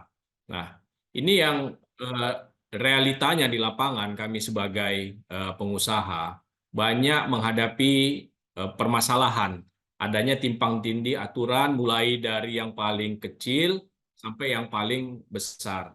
Contohnya aturan dari pemerintah pusat, habis itu ada lagi aturan dari pemerintah provinsi, dan selanjutnya ada lagi aturan dari pemerintah kabupaten kota. Terkadang ada lagi dari kecamatan, ada lagi kelurahan. Dan juga untuk teman-teman yang investasinya mencakup desa, ada lagi aturan-aturan yang dilakukan oleh aparat-aparat desa. Nah, ini yang menjadi titik hambatan untuk investasi di Sumatera Utara khususnya. Nah, dengan adanya Omnibus Law ini, saya sepakat dengan Pak Minggu Saragi bahwa pengusaha sebenarnya senang dengan apa yang terjadi hari-hari ini dengan adanya undang-undang Omnibus Law ini. Simplifikasi pengajuan, perizinan, dan lain-lain sekarang sudah mulai bergerak dan kami melihat ke arah yang positif. Nah, next.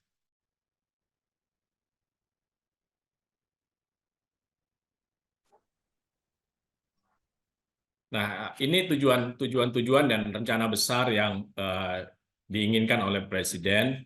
Yang mungkin Bapak-Bapak juga sudah tahu apa visi misi Indonesia menjadi negara maju di tahun 2045, di mana kami juga Kadin juga terlibat dalam penyusunan program kerja dan rencana visi misi tahun 2045. Next.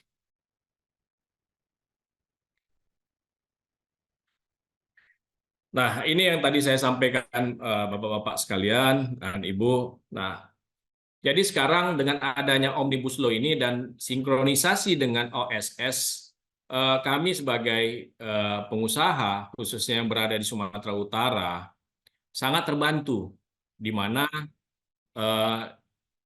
mengenai perizinan-perizinan sangat simpel, walaupun terkadang ada permasalahan, mungkin sistemnya belum sempurna, kami memang masih memaklumi akan hal itu, tapi kami kira ini dapat mengurangi ekonomi biaya tinggi dalam kepengurusan perizinan, sehingga untuk kami PMDN maupun PMA melakukan investasi ada suatu kemudahan.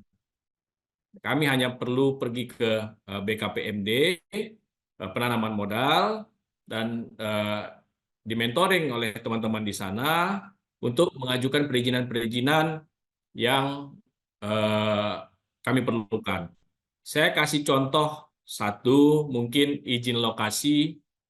Sekarang izin lokasi itu, Pak, Bu, sangat simpel. Kalau dulu kita mesti ada rekomendasi dari A, B, C, D, dan pemerintah kabupaten kota itu seperti raja kecil. Ya, sebelum naik ke rekomendasi dari gubernur. Jadi untuk mendapatkan satu izin lokasi itu mungkin kita perlu waktu yang sangat panjang dan juga kita perlu biaya yang sangat besar. Sekarang dengan adanya Undang-Undang Cipta Kerja dan disinkronisasi dengan OSS, kami tinggal mengapply melalui OSS. dan tidak mengeluarkan biaya apapun. Apabila tidak di-approve dengan pejabat terkait dalam jangka waktu tertentu, maka automatic approval. Nah, ini yang membuat investasi dan perkembangan perkembangan kewirausahaan menjadi signifikan meningkat. Apalagi dewasa ini juga adanya PT perorangan, perusahaan terbatas perorangan yang bisa kita apply langsung di OSSS. Ini kita bisa melihat laporan dari BKPMD, Pak Faisal, bahwa sangat meningkat signifikan jumlah wirausaha khususnya perorangan di Sumatera Utara. Ini bagus untuk kita sehingga seluruh wirausaha terdaftar dan legal. Next. Nah, saya tidak perlu menjelaskan ini lagi, mungkin next sudah dijelaskan dengan pembicara sebelumnya. Ini juga saya rasa sudah disampaikan oleh Pak Minggu Saragih. Nah, ini yang menjadi perdebatan beberapa waktu lalu mengenai tenaga kerja asing, PKWT tadi, terus pemutusan hubungan kerja tadi sudah dijelaskan oleh pembicara sebelumnya. Tapi yang perlu kami sampaikan berdasarkan kacamata pengusaha adalah bahwa pada masa ini dalam jangka waktu pembangunan tidak semua tenaga kerja lokal mampu mengerjakan hal-hal yang bisa dilakukan oleh tenaga kerja asing. Makanya tenaga kerja asing itu masih sangat dibutuhkan untuk mensupport investasi yang masuk ke Sumatera Utara. Ini yang selalu menjadi permasalahan dan perdebatan di kita. Masuknya investor misalnya dari negara tertentu. Mereka juga membawa tenaga kerja dari negara tersebut. Dikarenakan apa? Dikarenakan tenaga kerja kita di dalam negeri belum mampu mengerjakannya.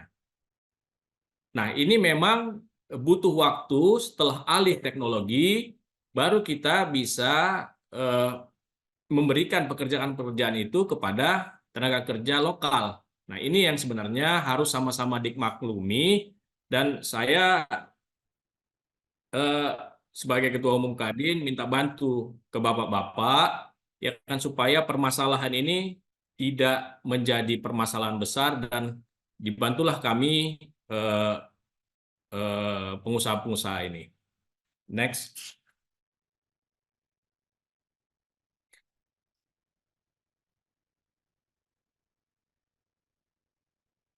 Nah, ini yang selalu menjadi permasalahan. Ya, ini saya lihat plus minusnya antara debatable-nya antara pekerja dan pengusaha. Nah, tahun lalu kami juga ikut dalam menyusun sistem pengupahan yang ada di Sumatera Utara. Ya, Kadin selama ini tidak pernah terlibat, hanya Apindo.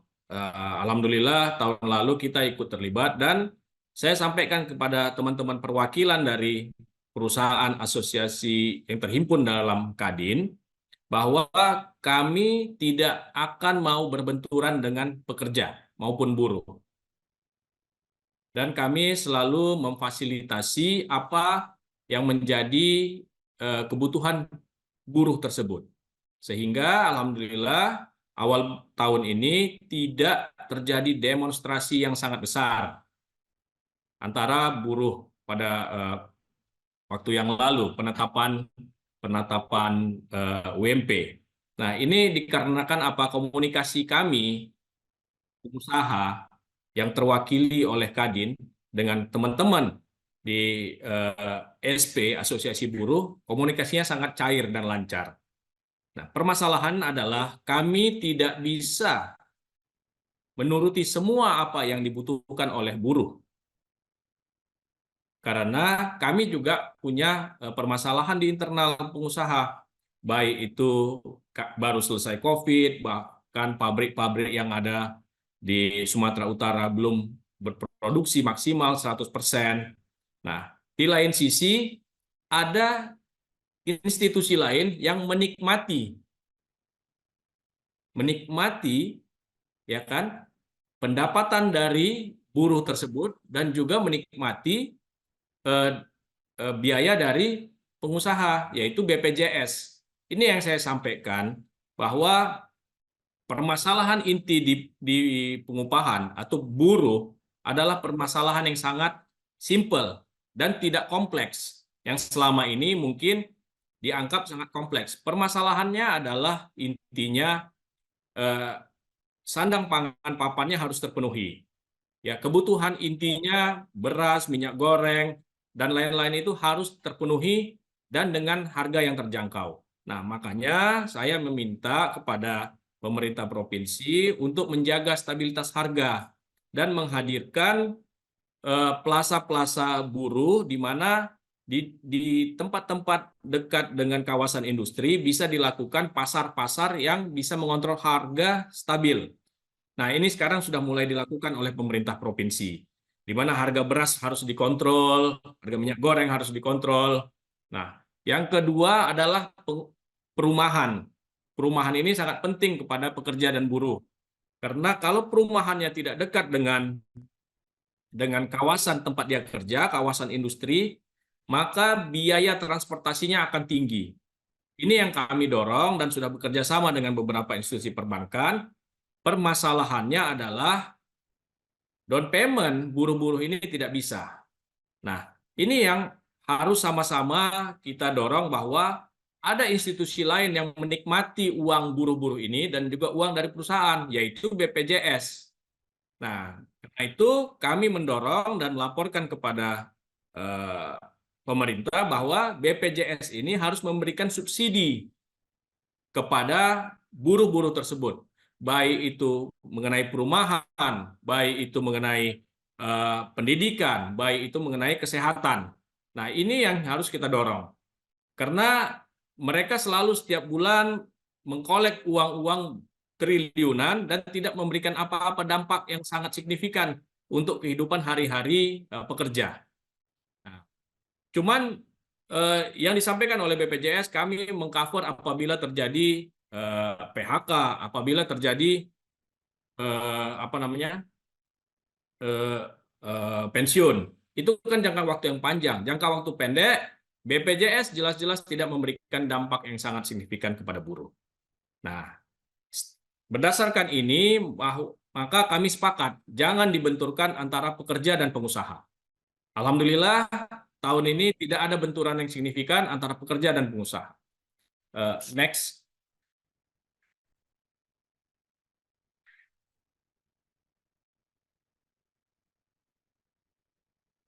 Nah, ini semua mungkin permasalahan yang ada, Bapak-bapak dan Ibu-ibu sudah mengetahui secara formal. Mungkin kita bisa lihat juga di data BPS, statistik dari BPS, data dari Bank Indonesia, OJK, maupun analisis riset yang lain. Dampaknya, tadi saya sampaikan sangat signifikan dengan adanya Undang-Undang Ciptaker ini, perkembangan UMKM sangat rapid, kenyamanan pekerja juga baik, kita lihat, terus kenyamanan berwirausaha juga sangat baik. Nah, ini yang kita harapkan sehingga bisa mengurangi pengangguran. Bapak-bapak dan ibu-ibu mungkin bisa lihat di data BPS, tahun 2023 mungkin pengangguran sekitar hampir 500.000, tapi kami yakin bahwa pengangguran itu yang terdata. Yang tidak terdata mungkin ada sekitar di atas 1 juta penduduk Sumatera Utara yang menganggur. Nah, jadi oleh karena ini kami berharap Bapak-bapak dan Ibu-ibu bisa memberikan masukan ke kami sebagai pengusaha maupun ke pemerintah, apa solusi yang bisa sama-sama kita buat untuk Sumatera Utara ini untuk mengurangi pengangguran, sehingga investor bisa masuk, perekonomian di Sumatera Utara bisa meningkat. Next.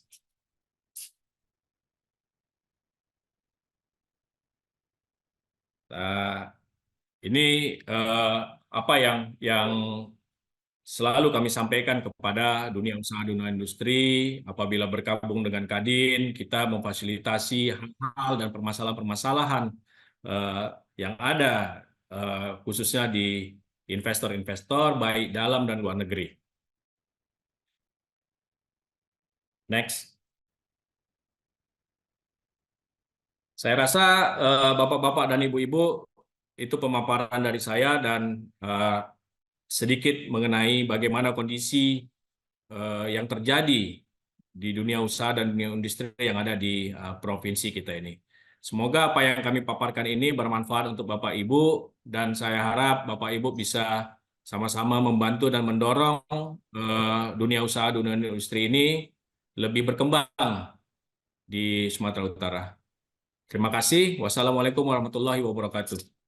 Waalaikumsalam warahmatullahi wabarakatuh. Terima kasih banyak atas pemaparan dan pemahaman yang diberikan oleh Bapak Ketua Kadin Sumatera Utara ya, Pak Pirsal.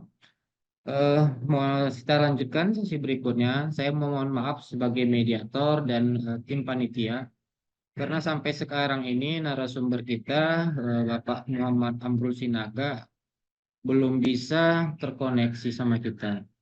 Jadi kalau kita sudah menunggu waktu sekian lama tidak mungkin lagi ya. Jadi saya mohon maaf sekali lagi. Mungkin kita lanjutkan dalam hal ini, mengingat waktu juga sudah mendekati tahap habis ya, habis waktu. Kita masuk ke dalam sesi tanya jawab.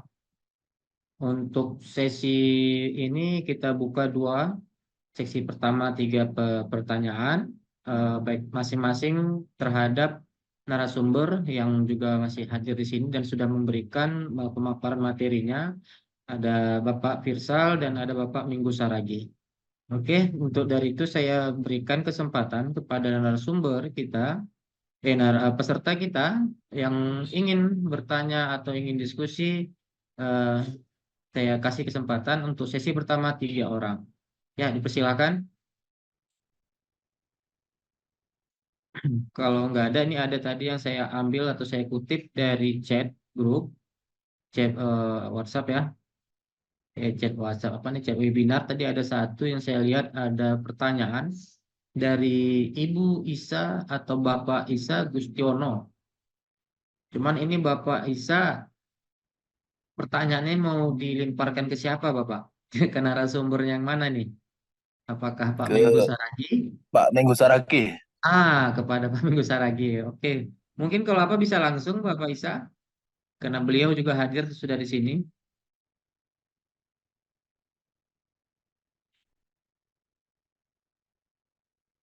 Ya, Bapak Isa, silakan. Jika ingin langsung.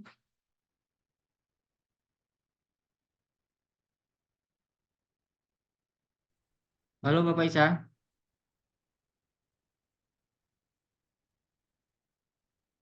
Oke, mungkin lagi gangguan. Mungkin saya bisa bantu bacakan ya kepada Pak Minggu Saragi.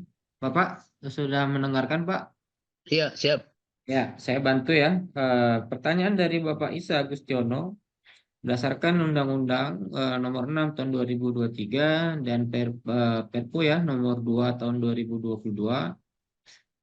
Yang menjadi pertanyaan dari Bapak Isa Agustiono, apa yang mendasari adanya uang kompensasi dalam Undang-Undang Cipta Kerja sehingga mengurangi nilai pesangon yang didapatkan pekerja dengan status PKWT tetap? Sudah jelas Bapak Minggu? Iya, jelas. Ya, terima kasih. Mungkin bisa langsung Pak, supaya kita bisa Langsung ya. Siap. Oke. Terima kasih kepada Pak Isa atas pertanyaannya. Saya akan coba menjawab ya.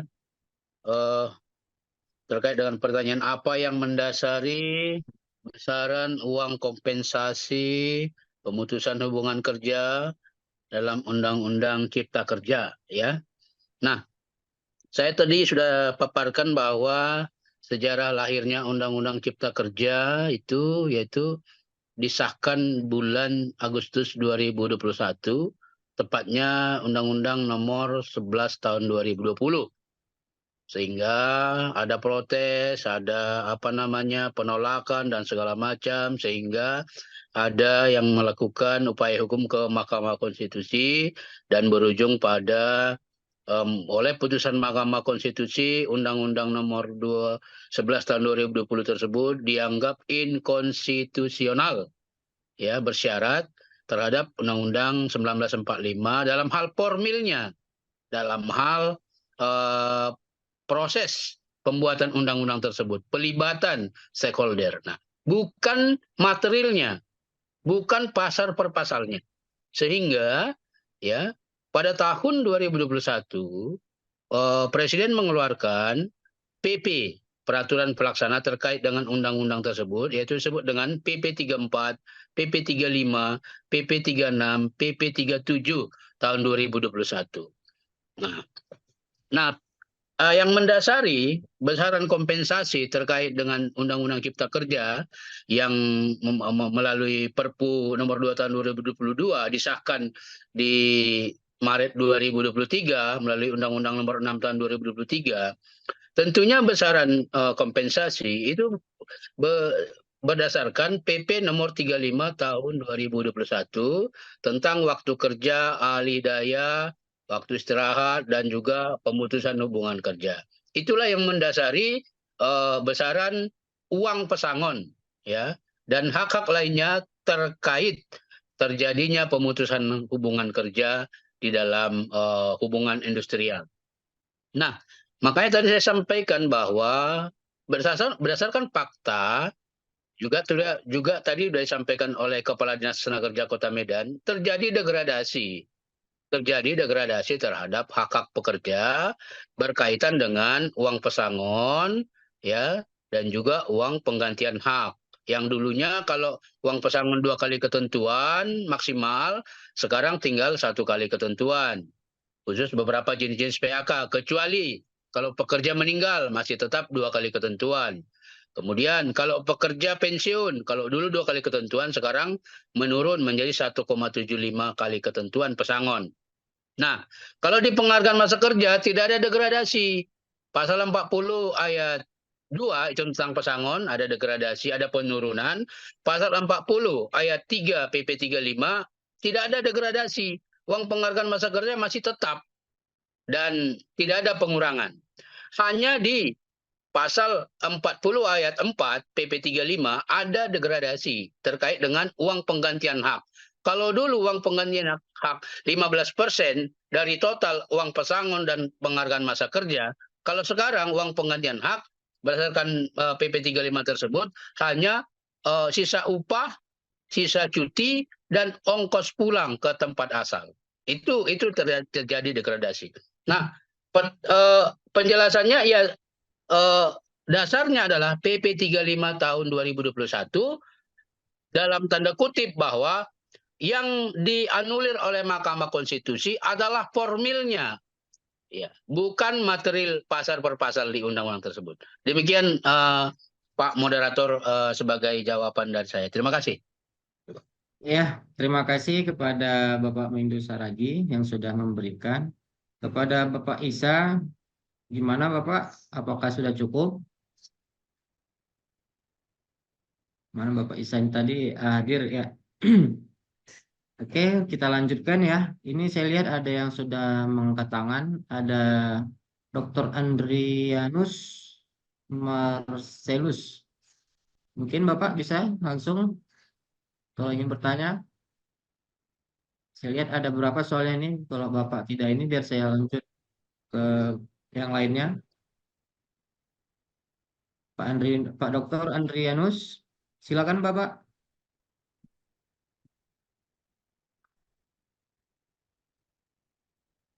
Oke, mungkin saya lompatin ke langsung yang ada di sini yang sudah angkat tangan. Ada Bapak M. Rudi Hartono. Silakan Bapak jika ingin bertanya pada narasumber kami. Ada Pak Minggu Saragi dan juga Pak Firsal ya. Mohon di mute dulu Bapak, Pak Rudi. Belum dengar suaranya. Ya. Ya, silakan Bapak Rudi. Ya, terima kasih Pertanyaan pada ke siapa Bapak? Bapak Saragi. Ke Bapak? Saragi. Oh, ke Bapak Saragi. Oke, silakan Bapak. Izin moderator yang saya hormati para narasumber, ya terutama pertanyaan ini untuk Bapak Saragi terkait tentang kompensasi, Pak. Ini kan kita mengacu kepada PP 35/2021 ya, yang baru diberlakukan itu mulai efektif bulan Februari 2021. Terkait tentang kompensasi ini yang menjadi pertanyaan saya, apakah kompensasi ini bisa diajukan oleh pekerja yang mana diajukannya pada saat ini tahun 2024 sementara mereka sudah resign dari pihak perusahaan itu sekira 2 tahun yang lalu. 2 tahun yang dan yang kedua, apakah untuk syarat mengajukan kompensasi ini harus dibutuhkan syarat-syarat materi lainnya seperti adanya PKWT ataupun bukti keterikatan ketenagakerjaan. Mungkin itu dulu, Pak. Ya, terima kasih. Ya, terima kasih Bapak Rudi. Gimana Bapak yang mulia Minggu Saragi sudah memahami dari Ya. pertanyaan beliau? Iya. Terima kasih pertanyaannya Pak Rudi ya, Rudi Hartono tadi ya. Ya, Muhammad Rudi Ya. Hartono. Iya, pertanyaannya tadi cukup jelas dan sangat bagus sekali pertanyaannya yang menanyakan tentang bagaimana ya jika terjadi PHK di tahun 2020 ya 2021 ya dan di sebelum 2024. Sedangkan PP 35 itu memang benar efektif berlaku yaitu Februari 2021. Nah, terkait dengan pertanyaan Pak Rudi bahwa di dalam ketentuan yang berlaku tidak ada daluarsa terhadap PHK ya kecuali 2 jenis PHK, 2 jenis pemutusan hubungan kerja. Berdasarkan putusan MK nomor 12 tahun 2023 hanya 2 jenis PHK yang ada daluarsanya. Yang pertama, pekerja mengajukan pengunduran diri secara sukarela, secara tertulis, dan memenuhi ketentuan yang berlaku. Nah, itu daluarsanya ada. Kemudian pekerja ditahan oleh pihak berwajib melakukan tindak pidana dan telah ada vonis pidana. Ada daluarsanya kedua PHK tersebut, yaitu hanya 1 tahun sejak dikeluarkannya surat PHK, 1 tahun diberikan kesempatan kepada pekerja tersebut untuk mengajukan apakah dia gugatan ke PHI. Begitu. Hanya 2 jenis PHK tersebut. Nah, tadi tidak jelas pertanyaan Pak Rudi apakah PHK-nya karena 2 jenis tersebut atau tidak. Nah, tapi yang jelas sudah saya jelaskan hanya 2 jenis PHK yang ada daluarsanya. Di luar 2 jenis PHK itu tidak ada daluarsanya Pak Rudi. Jadi boleh Bapak mengajukan upaya hukum atau pengaduan. Pertama tentunya penyelesaian perselisihan hubungan industrial harus dimulai dari di luar pengadilan, yaitu perundingan bipartit. Ya, perundingan bipartit boleh oleh pekerja dengan pengusaha langsung, boleh oleh pekerja dikuasakan kepada pengacara atau kuasa hukumnya melalui perundingan bipartit.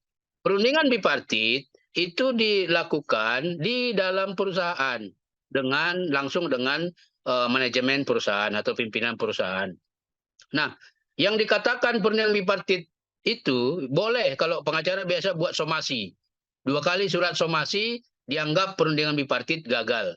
Maka boleh melakukan pengaduan ke Dinas Ketenagakerjaan, yaitu prosesnya mediasi. Nah, di dalam mediasi itu ada pegawai perantara, yaitu mediator ketenagakerjaan di Dinas Tenaga Itulah proses awalnya Pak Rudi. Jadi ketika ada kata sepakat di mediasi, maka buatlah dalam sebuah perjanjian bersama. dengan tetap mengedepankan syaratnya sah-sah sebuah perjanjian. Tidak boleh melanggar syarat subjektif dan tidak boleh melanggar syarat objektif sebagaimana di dalam KUH Perdata pasal 1320 supaya tercipta 1338 perjanjian tersebut menjadi undang-undang bagi kedua belah pihak begitu. Nah, ketika misalnya ini mediasi tidak selesai dan mediator mengeluarkan yang namanya anjuran tertulis, itulah yang menjadi prasyarat Pak Rudi untuk mengajukan gugatan di Pengadilan Hubungan Industrial.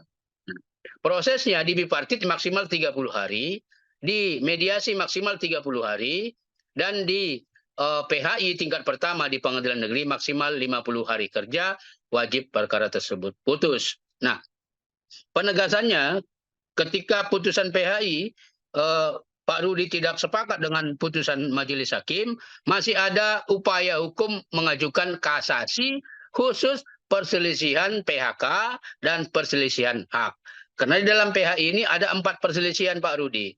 Ada perselisihan hak, ada perselisihan PHK, ada perselisihan kepentingan, dan ada perselisihan antar serikat pekerja serikat buruh dalam satu perusahaan. Khusus pertanyaan Pak Rudi, perselisihan PHK, masih ada upaya hukum kasasi ke Mahkamah Agung. Hanya saja perlu saya tegaskan, untuk upaya hukum luar biasa atau peninjauan kembali dalam perkara PHI tidak ditiadakan sejak dikeluarkannya putusan MK nomor 34 tahun 2019. Nah, untuk lebih jelasnya bahwa Pak Rudi, walaupun PHK-nya terjadi di bawah tahun 2021 juga, kecuali yang 2 jenis PHK tadi, tidak melebihi 1 tahun, boleh dilakukan pengaduan ke ke Dinas Tenaga Kerja didahului oleh perundingan bipartit. Itu kira-kira penjelasannya Pak Moderator dan Pak Rudi. Sekian dan terima kasih. Ya, terima kasih kepada Yang Mulia Minggu Saragih. Untuk Pak Rudi gimana Pak? Sudah cukup jelas? Gimana Pak Rudi? Sudah cukup jelas Pak Rudi?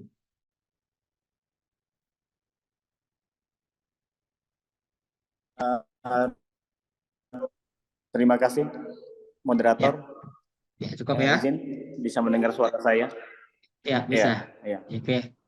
Terima kasih Bapak. Oke, saya lanjutkan ya kepada Pak Dr. Andrianus. Tadi sudah ini sudah saya bantu.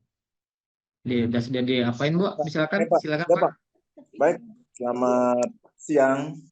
Salam dari saya pakai topi Manggarai Pak, sekaligus perkenalan. Kalau nama lengkap saya sudah ada, jadi saya tamat dari Undip. Saya mendalami hukum adat. Usulan saya Pak begini, apakah nanti yang pakar? Mohon izin Pak Andrianus, ini pertanyaannya untuk Bapak Minggu atau ke Bapak Dirsal?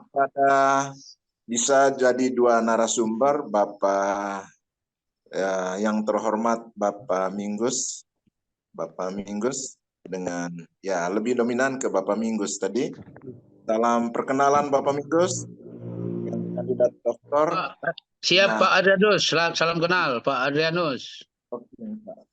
Mungkin ini nanti kalau berkenan bisa menjadi rekomendasi Bapak pada saat proses doktor. Saya melihat dari bedah nama saja, kenapa hukum cipta kerja? Karena konotasinya kalau hukum undang-undang cipta kerja itu kata dasar dari pekerja. Mengapa semacam ada dikotomi di situ? Usulan saya undang-undang cipta usaha kerja. Menurut saya nama undang-undangnya undang-undang usaha kerja. Karena ada 2 di situ subjek hukumnya, pekerja dan pengusaha. Itu dari istilah saja Pak. Jadi menurut saya undang-undang cipta kerja semacam ada dikotomi, hanya mengatur pekerja. Menurut saya undang-undang usaha kerja. Itu sekedar permainan istilah saja Bapak Minggus.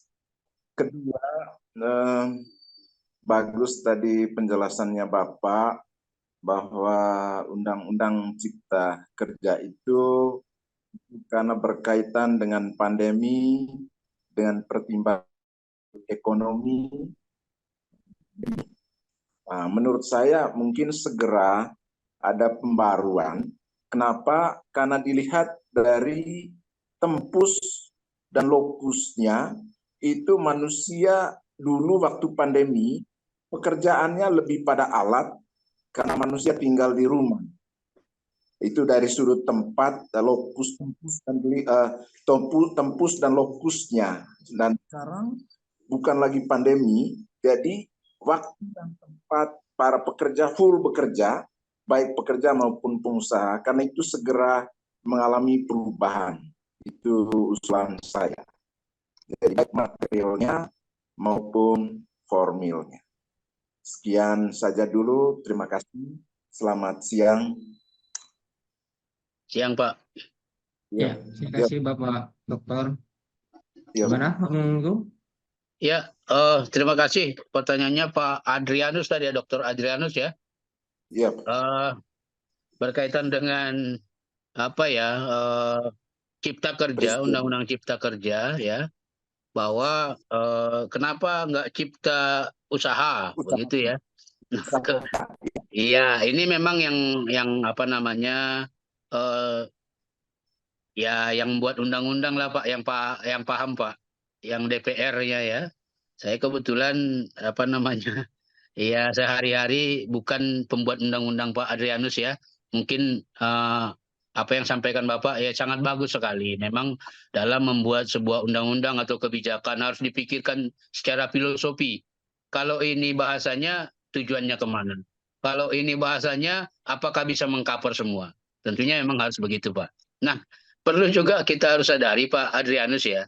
Jadi saya sampaikan di awal bahwa undang-undang ini lahir dari situasi tidak kondisional, tidak normal, kan begitu Pak ya, dalam kondisi pandemi.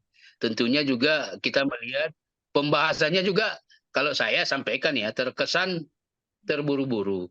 Sehingga ada kemarin yang salah ketik lah segala macam, walaupun kita bicara bukan hanya di klaster ketenagakerjaan dan yang lain-lain juga. Nah, memang masukan Bapak sangat benar sekali. Kondisi saat ini memang tidak lagi seperti waktu 4 tahun yang lalu. Lahirnya undang-undang ini disahkan Agustus 2020. Tentunya memang ini juga masukan kepada seluruh narasumber, termasuk Pak Pirsal juga selaku Ketua Kadin Sumatera Utara. Ya, memang tadi disampaikan sudah nyaman dengan undang-undang ini. Tentunya dalam kenyamanan itu juga tentunya masih ada yang harus lebih diperbaiki agar lebih nyaman lagi, dan begitu juga dengan kalangan dunia usaha dan dunia kerja, dan pekerja juga bisa apa namanya memberikan masukan-masukan yang positif untuk menuju Indonesia Maju 2045. Saya sepakat Pak Adrianus dengan yang Bapak sampaikan bahwa perlu ditinjau ulang lagi undang-undang ini. Perlu diperbarui lagi undang-undang ini ke arah yang lebih bagus.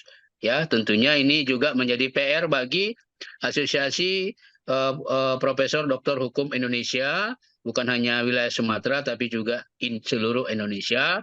Ini masukan agar ya penting apa yang disampaikan oleh penanya, narasumber, rekomendasinya bisa ditindaklanjuti. Tentunya memang dalam merubah undang-undang tidak seperti makan cabai, di situ digigit langsung pedas, di situ diucapkan langsung berubah undang-undang. Tidak seperti itu. Tapi namanya hidup adalah perjuangan.